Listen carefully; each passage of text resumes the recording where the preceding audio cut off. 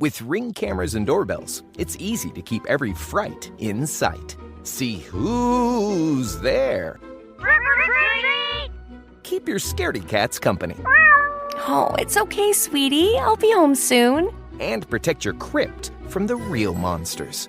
Oh, come on. The sign says take one. Find dead simple ways to stay connected right now at ring.com. Welcome back, everybody. It's Monday, October 14th, 2024. Born on this date in 1926, rock and roll pioneer, musician, and composer Bill Justice of Birmingham. And in 1938, country singer Melba Montgomery. She was born across the state line in Tennessee, but raised in Florence. She was George Jones's duet partner before Tammy. Today in Alabama, it's Columbus Day / Fraternal Day / American Indian Heritage Day. Today we have a few minutes of the Congressional District 2 debate for you. First, though, we have briefs on Lilly Ledbetter, an Ivy executive order being put on a shelf by some, and a heavenly body that passes our way less than the Atlanta Braves win the World Series. I'm Mike Morgan, and we're down in Alabama.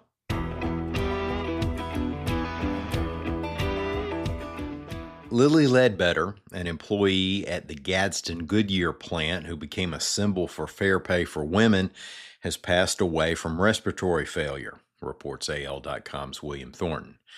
After working nearly 20 years at the plant, Ledbetter filed a lawsuit against Goodyear Tire and Rubber Company upon finding out that she earned much less than her male colleagues. She initially was awarded $3.3 million by a jury, but that was overturned on appeal, which was ultimately upheld by the U.S. Supreme Court in 2007. Now, that in turn led to federal legislation and the first bill President Obama signed into law, the Lilly Ledbetter Fair Pay Act, in 2009. A feature film about her story premiered at the Hamptons International Film Festival this month. Lilly Ledbetter was 86 years old. Governor Kay Ivey issued an executive order in January 2023 to require all state agencies to move their operating funds into the state treasury, where they would receive comptroller oversight and be subject to public searches. Well, around 20 months later, here we are. Several state agencies continue to hold public money in private accounts, reports AL.com's Mike Kaysen. Now, 3 of the agencies that haven't moved their funds over, the Board of Medical Examiners, Board of Dental Examiners, and Board of Pharmacy, received exemptions that were supposed to end on October 1st. Some are citing state law that they say overrules the governor's order. Board of Medical Examiners spokesperson Carla Kruger, quote, "The legislature uses mandatory language in at least 8 separate statutes to state that the Alabama Board of Medical Examiners is authorized to retain its own funds." Now, state law uses similar language for the boards of dental examiners and pharmacy. The state lawmakers who chair the general fund committees for the Senate and House of Representatives were supportive of Ivey's order and did not rule out legislative action on the issue. Well, the comet C-2023-A3 is now visible in the Alabama sky and should be through October 24th, reports AL.com's William Thornton. You can call the comet Tsushinshan Atlas. After sunset, you might be able to see it in the western sky, chasing the sunset, if you will. Now, it's possible you can see it with the naked eye, but binoculars or a telescope won't hurt you. The comet is part of a theoretical cloud that surrounds our solar system and orbits the sun, so that its icy bodies take a really long time to come through our little corner of space. Scientists estimate that it's been 80,660 years since Tsushinshan Atlas appeared in our sky, and that it will return in another 80,660 years, or when Alabama passes a state lottery. Hey, let's take a quick break. When we come back, we're going to give you an excerpt from the AL.com debate between Alabama Congressional District 2 candidates Caroline Dobson and Shamari Figures. Y'all stay with us.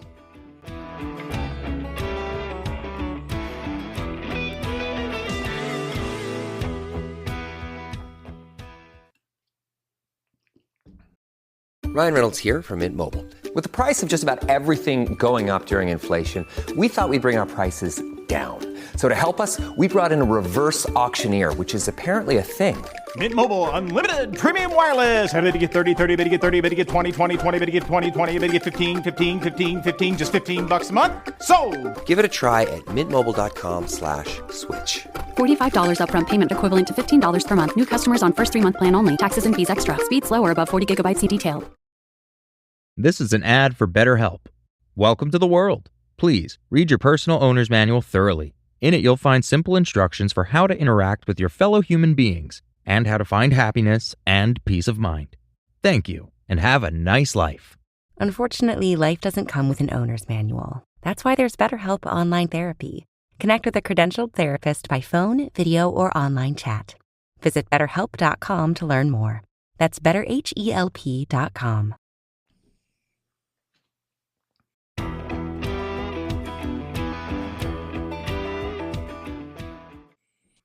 Thanks for staying with us. Here's an excerpt from AL.com's debate last Thursday between Republican Caroline Dobson and Democrat Shomari Figures.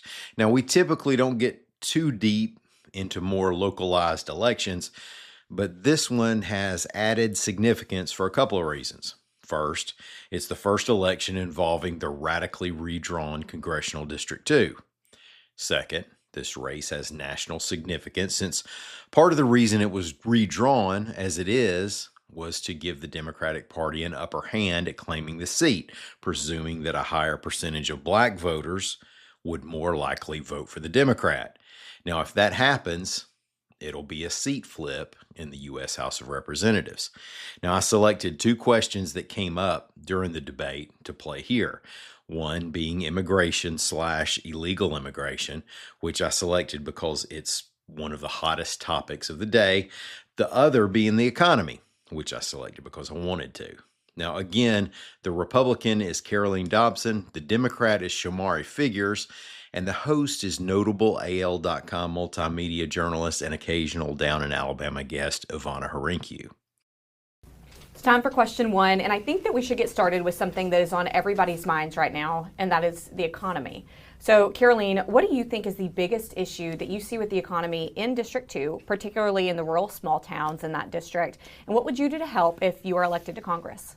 Well, without question, Alabama families are struggling in this economy, and I'm running to make life better for Alabama families.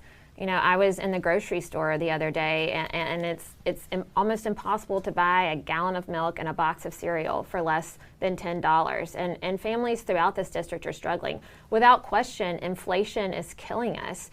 And we are never going to truly curb inflation until we can stop the reckless government spending that this administration, my opponent worked for, has participated in.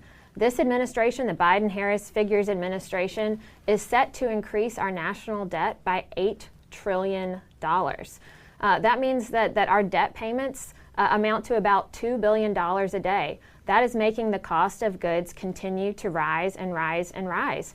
In addition to inflation, we have to get American energy up and running again. This administration killed American energy. They stopped drilling on federal lands. They shut down the Keystone Pipeline. They made us more reliant on China and Russia. And when it costs more to grow things, move things, make things, and build things, that's reflected in how much you pay at the grocery store. You know, I grew up on a farm. My family's still active in farming, and the cost of diesel, the cost of fertilizer are directly related to our energy independence, and that's increased exponentially. It's putting small farmers out of business. It's putting small businesses out of business, and it makes it difficult for Alabama families to make ends meet. 45% of Alabama families struggle to make weekly bill payments, and that's got to change. I'm running to make life better for Alabama families, but we certainly aren't going to make it better by continuing to crush energy and engage in reckless government spending like my opponent would advocate for. Shomari, what do you think is the biggest issue with the economy in that district, and again, what would you do to help? Look, I think, it starts with having people who can relate to the issues, people who understand, who have grown up in communities in and around people who are struggling, because people are struggling. My opponent can't relate to that. My opponent's a billionaire. And that is something that just keeps people from generally understanding the struggles of everyday people. What we know is this, is that we're talking about people struggling now in this economy.